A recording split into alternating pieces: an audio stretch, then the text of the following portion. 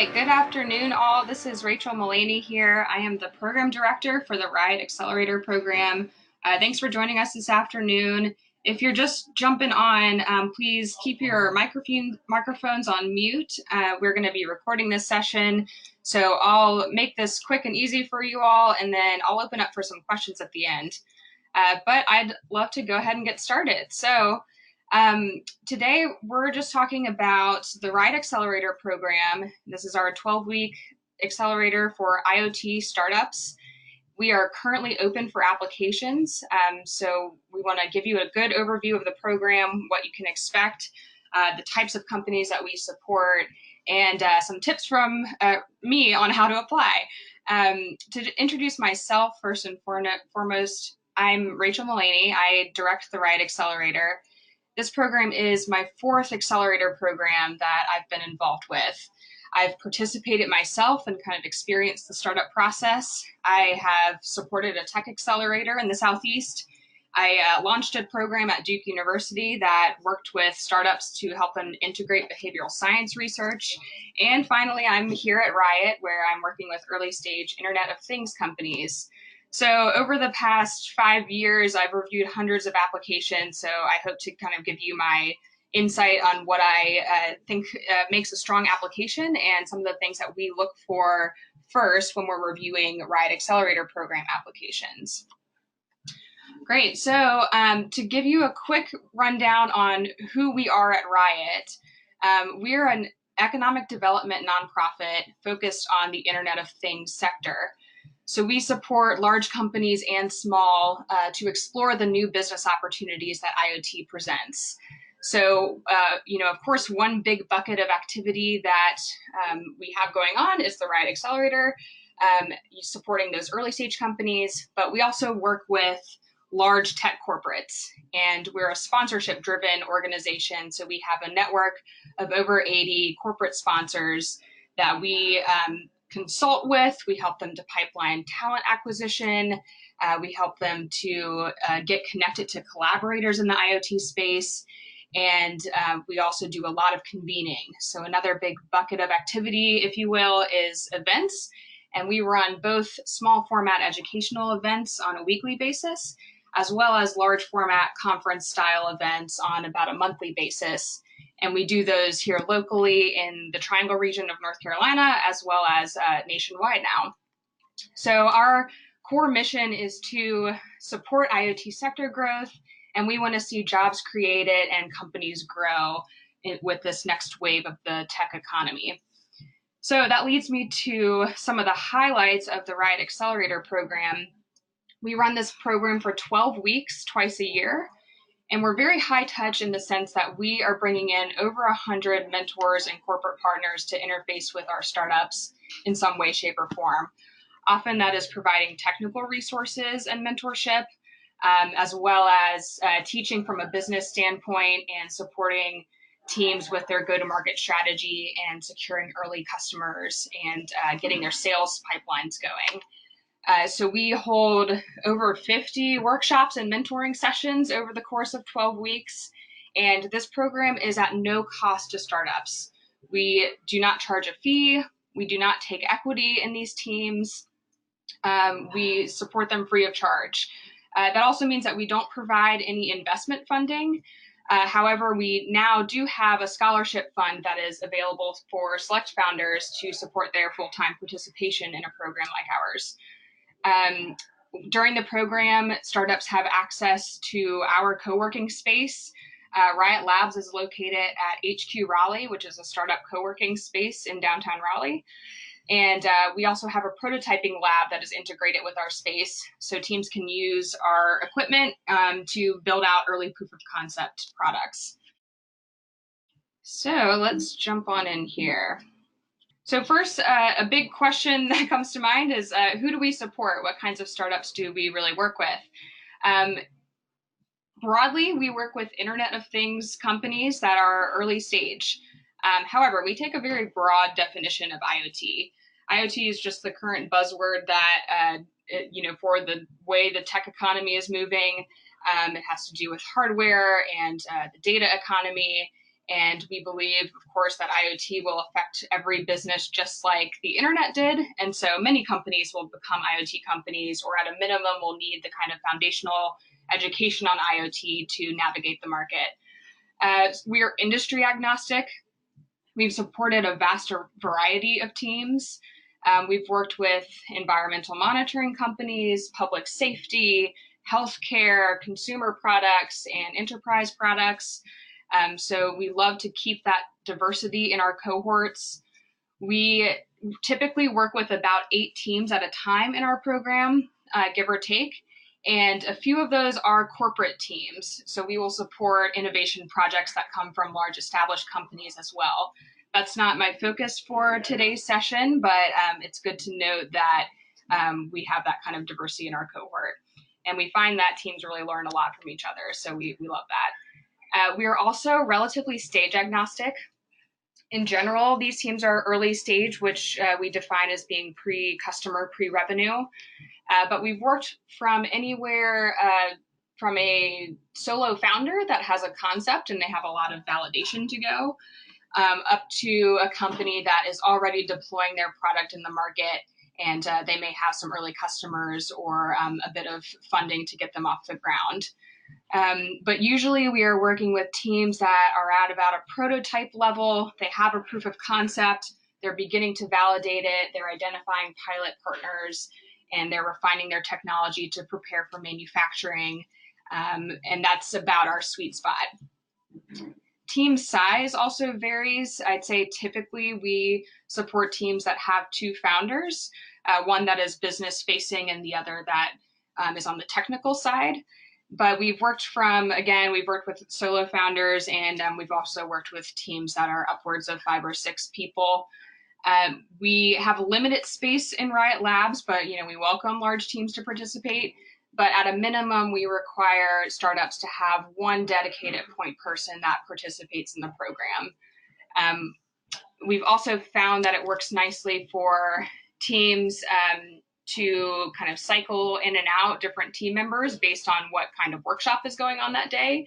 And that kind of lets them, cover their area of expertise within their team and then take their learning back to the team where relevant. So to give you all a picture of the full program, this is kind of the high-level structure. So over 12 weeks, we are covering validation. So we have a heavy focus on customer discovery at the start of our program. We approach that as a practice that teams should be using throughout the life of their business. So customer discovery is not just something that you use to validate problem solution fit, but you should be engaging with your market continuously. And then the meat of our program is really around product and business development. So we do a lot of teaching around software and hardware development, all pieces of the IoT technology stack. But then we want to equally weight that with business development and helping these teams to have a really clear, strong strategy for how they're going to go to market and all the business functions that they need to be adequate in. Finally, in the last few weeks of our program, we sort of focus on growth. So for these teams looking at, their graduation from the RIoT Accelerator, how do they need to structure their sales process? How do they storytell, market, and brand themselves? And in this period, we have a large focus on pitch preparation. So we do a large community event at the end of our cohorts. That's a big pitch night. And we practice pitches with all of our teams in a very rigorous fashion and find that ability to convey their message in a concise way, of course, bleeds into how they market themselves, how they start selling, how they recruit pilot partners, etc. So while this is the high-level curriculum that we are pushing all of our startups through, we are also very one-to-one mentoring these companies through this process. So again, that really high-touch, personalized element of the program exists. Teams are meeting with RIoT on a weekly basis, as well as a couple of dedicated mentors. And then we're making one-off connections all the time for them to get a really wide exposure to our network. On a weekly basis, teams are participating in typically 2 to 3 workshops a week, as well as 2 to 3 mentoring sessions a week. So we say that the dedicated time that our program requires is about 8 to 10 hours a week. And we isolate programming on the front half of the week so that Thursdays and Fridays are totally open for execution, because we understand that startups need to continue executing on their business, and we try to set aside ample time for that. So this curriculum is supported by our network of sponsors. So in our sponsor network, we have represented all parts of the IoT technology stack, as well as smaller engineering consulting firms or product dev firms. And we also have some municipal governments represented or other nonprofit groups. So really across our network, we can typically find you a person to talk to regardless of the problem that you're encountering. So I wanted to mention this because our network is really RIoT's IP. We believe that that is a huge strength of this program, that we're able to connect our startups to corporate resources. And we really leverage these folks to provide mentorship and provide workshop facilitation and all sorts of resources during the program and beyond it. So, of course, we have our applications open, and I would welcome anyone to apply. The deadline is Sunday, June 30th at 5 p.m. Eastern. And you can go to our website right here. You can see the URL. You will see this shot of the screen where our step one is that you download a written application. That's a couple pages. It is pretty low effort. It is just covering all pieces of your business that you need to have hashed out anyway. So if you don't, it's a wonderful exercise. And then step two is a submission form that will collect some information from you, allow you to upload your written application and submit. So after the deadline, our process works like this. The RIoT team certainly reviews these applications, but we also have a pool of external reviewers that help us to vet startups. So your application will be going to a handful of reviewers. We will select a small pool of finalists, which we will interview in about mid-July. And then we expect to have our cohort picked out, and we will get back to all of our applicants by the end of July. Okay, now to the next part of this session, some kind of insights from me on what I believe makes a strong application. Again, I've reviewed hundreds of startup applications at this point, so these are the kind of three core things that I look for first and foremost in an applicant. And if a team can lay out these things very clearly and concisely, that is a very good start. So what I'm going to do now is go through each of these criteria. So I'm looking for indicators of problem solution fit. I'm looking for the viable business case behind your technology, and I'm looking at your team. So I'm going to go through in a little bit more detail what I'm looking for in each of those categories, and then I'm going to give some real life examples from our past RAP alumni and what their applications looked like, and what success they saw outside of the program once they graduated. Okay, so first up we've got indicators of problem solution fit. This is the number one thing that I'm looking at. I'm looking to see if your startup has a clearly and narrowly defined problem. That really gives me a sense of how much of a handle that you have on the problem that you're solving. And we want narrowly defined because your problem should be extremely specific. I'm looking for market data and market trends. Again, this indicates that you have some deep knowledge on the market that you're entering into. And it's also a great indication of is the timing right for this solution? Is the market ready to receive it? And could it be a viable product? Of course, this includes how your solution is differentiated from your competition. So a clear understanding that you know what competition exists in the market, and also a really clear articulation of how your solution is different from your competition, and why your approach to this problem is unique and more viable than what exists on the market today. And then, of course, it is always, always, always a really smart idea to include any data that you personally have collected from your own customer discovery and from any pilots that you've completed or other relevant industry relationships. So no matter what stage you're at, you should be able to lay out how you're approaching customer discovery, even if you don't have a pilot secured yet, who might be an interesting partner to pilot your technology, or at a minimum, what other people in your industry are you building a relationship with and why.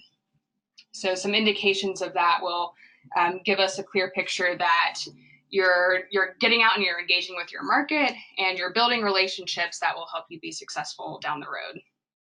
So a wonderful example of this is a company that we worked with in our last cohort called Greenstream Technologies. Greenstream is an environmental monitoring company, and their first product is a flood monitoring device for municipalities. So in their application, Greenstream really outlined beautifully what the core specific problem was. And that was that municipalities did not have any visibility into where it's flooding in their jurisdiction, how much it is flooding, and they can get that information in real time. So of course that helps cities to manage their public safety, to deploy first responders when needed. And Greenstream did a nice job of painting a picture of first what the problem was, not what their technology was. Greenstream also did a nice job of outlining what competition already existed in the market. So GIS sensors are widely deployed, but their argument for their technology was that GIS sensors were extremely costly compared to Greenstream sensors, and GIS did not provide real-time data, whereas Greenstream was approaching that piece of the solution very well.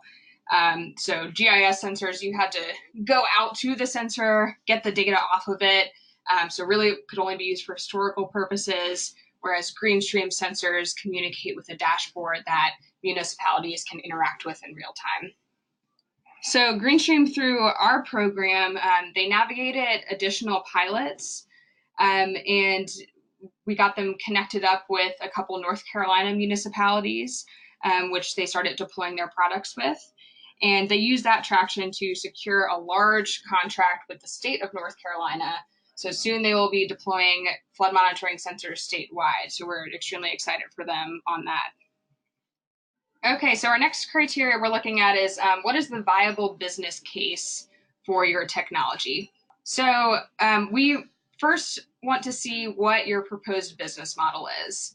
And we want to understand how that business model is informed by your own customer discovery or market research, and how it might have evolved from any engagements with early customers or pilots that you've done. But we really want to see like a clear path laid out to how you will gain that first revenue, what your go-to-market strategy looks like, who are those target early customers, and then how can you expand from there. So not only are we looking to understand, that your technology is feasible and viable, but is the business case around it equally as feasible and viable.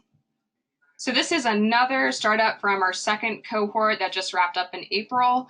We worked with this company that built this gunfire detection device, and SafeZone did a really nice job in their application of laying out a really clear go-to-market strategy.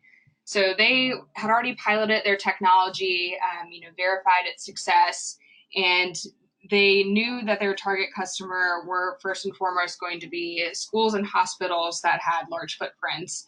And also through their customer discovery, they determined that casinos were an extremely viable path to revenue for them.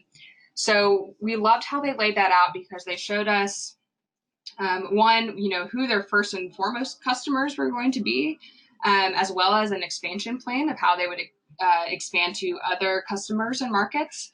And they also showed us that they molded their business model and their go-to-market strategy based on their customer discovery. So we knew that they were, getting out and engaging with their market. They were learning things, and they were coming back and saying, okay, here's our next step for how we're going to go to market. So we love to see that kind of just continuous market engagement and ability to adjust your business based on that information. Through the RAP program this spring, SafeZone came in, they had a plan for their go-to-market strategy, and they began to execute on that very beautifully.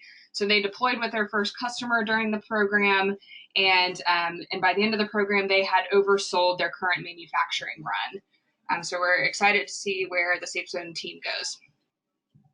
All right, finally, I'm looking for the makeup of your team. Is your team well-rounded?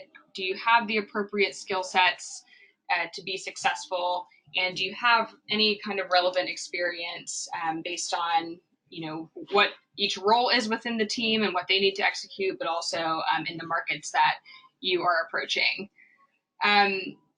The next kind of thing I'm looking for within your team is that you recognize gaps that you need to fill. We know that as small, scrappy startups, everyone is wearing a lot of hats. You're not going to have all the skill sets you need covered immediately.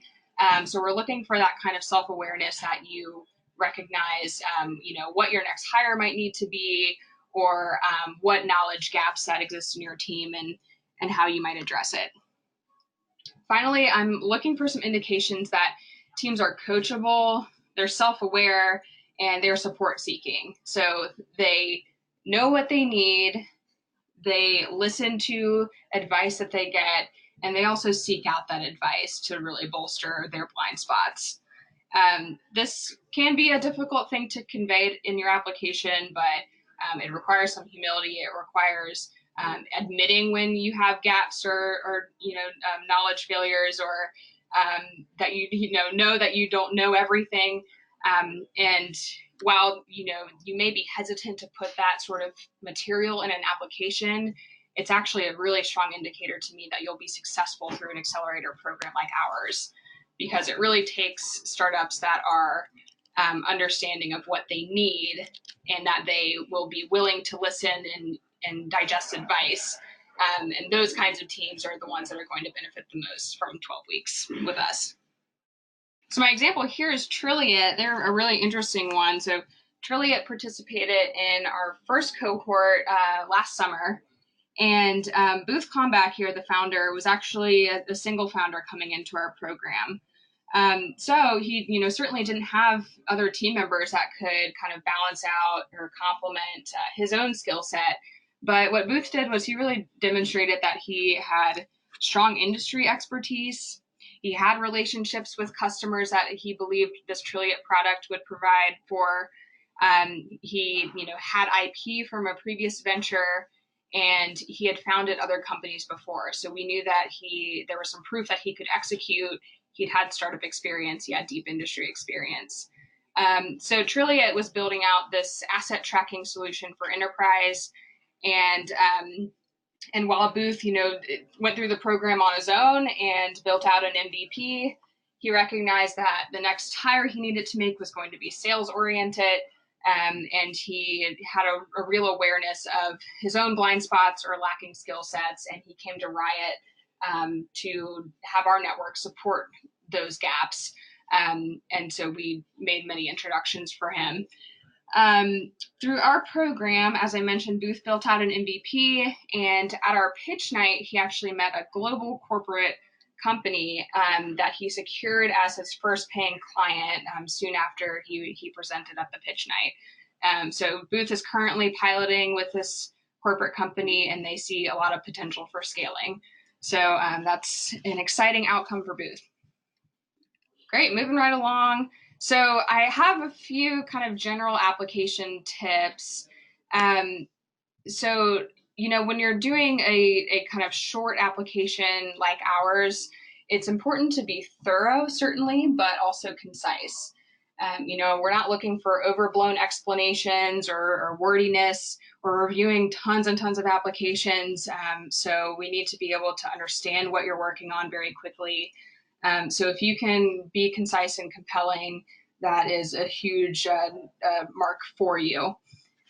Don't fail to bring in data. Data, of course, is that hard proof that your market is ready for a solution like yours, that your customer discovery is going well.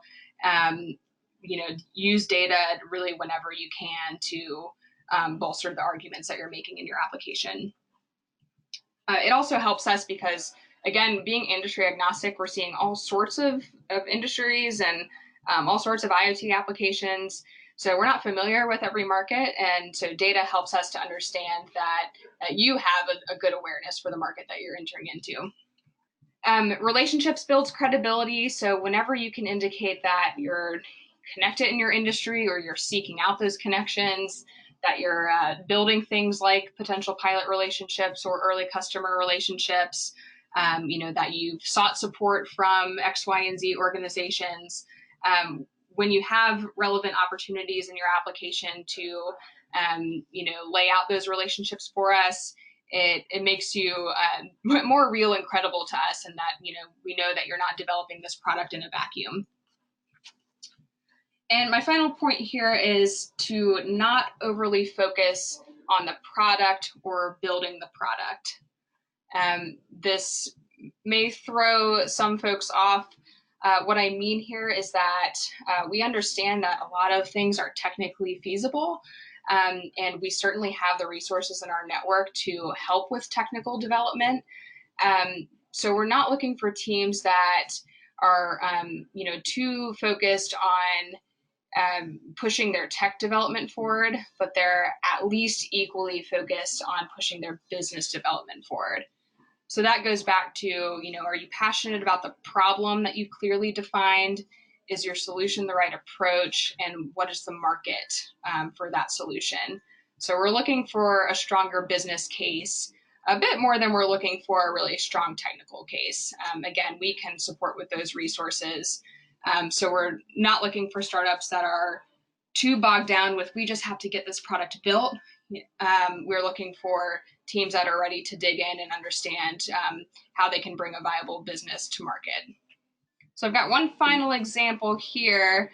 We worked with this company called GreenToGo in our first cohort, and they're a really interesting one to talk about because at the time that they applied to our program, they were not an IoT company.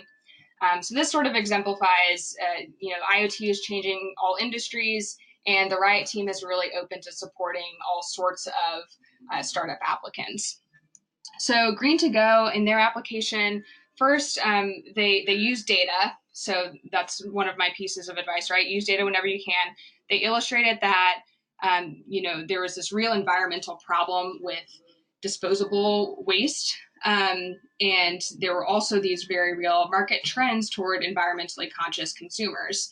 So GreenToGo was currently deploying a reusable takeout container service in Durham, North Carolina.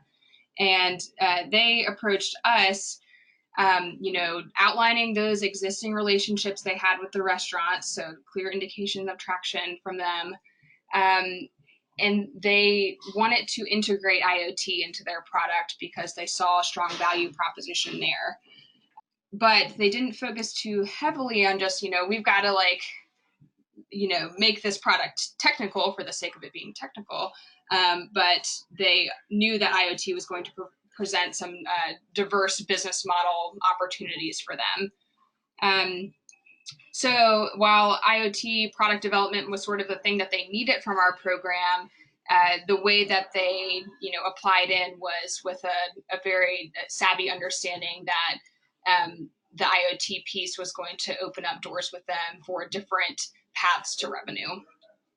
So at the end of our program, they were deploying this service within the restaurant industry in Durham, but they pitched a potential new business model around being a municipal utility.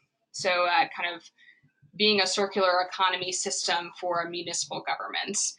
And after our pitch night, they had over 200 municipalities reach out to pilot the system. So they got a huge amount of customer leads from our pitch night. And we also connected them up with a group of students at NC State to develop out their IoT component of this takeout container system. So their product development is well on their way. And they kind of gained the IoT foundational education through the program to be able to project manage the technical side of their product very well. Okay, so we're wrapping up here. I've got a few more things to note for you all. We have a handful of info sessions that are local to our North Carolina area coming up. So if you're local, I would love to meet you in person out at one of these.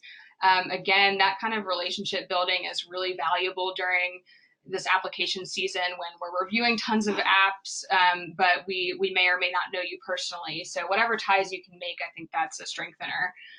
So we'll be at American Underground and here at HQ Raleigh this week. We've got some fun talks for you lined up from great dynamic people in our community. We'll be at the Frontier in the RTP area with Laura Baberman, who is handling the communication side for Pendo, who's a high growth startup in Raleigh. And then the week following, we'll be at Hangar 6, which is a fantastic hardware prototyping resource. So you'll get to learn, more about a second resource in the area, not just the RIoT Accelerator program. And finally, we will have an open house here at RIoT Labs where you can come and check out our space and see where you could be working for 12 weeks in the fall. So you can learn more about each of these events at ncriot.org/events. And you're always welcome to reach out to me if you have additional questions. Great. So I just wanted to quickly kind of introduce my whole team here. So I'm Rachel Mullaney. I manage programs for RIoT. Tom Snyder is our executive director. He's got over 20 years in industry experience. So he brings a strong technical and kind of great understanding of the IoT market to our team. Dr. Sarah Glova is managing our communications and our sponsor network. So she's really well connected into our whole RIoT ecosystem. And Caroline Griffin is our rockstar operations and events manager. So she manages all of the IoT convening that we do here locally and nationally. So this would be your support system during the program. You're welcome to reach out to any one of us if you've got more questions on our organization and how we operate. But with that, I'll remind you that, our core purpose is to build the next successful IoT companies. And we strongly believe, and I think is indicated in our sponsor network, that we have all the ingredients here in Raleigh to build those next successful IoT companies. So RIoT is a wonderful kind of neutral third-party resource. We'd hope to support early stage teams to get connected with the right IoT collaborators, the right technical resources, the right business mentorship to really accelerate their growth. And please apply now. Deadline is June 30th. If you have questions in advance, I am happy to help. Please reach out. My email is right here, rachel@ncriot.org. Again, we are, take a really broad approach to IoT companies. So even if you're not sure if it's the right time to apply or if you're a good fit, we encourage you to apply anyway. Our role here in kind of building up the ecosystem and growing companies really motivates us to help any and everyone that we can. So an application really allows us to get to know you, understand what you're working on, and then we can make relevant connections to you regardless of if the time is right to join an accelerator or if you're a great fit. We will help where we can. So encourage you to apply.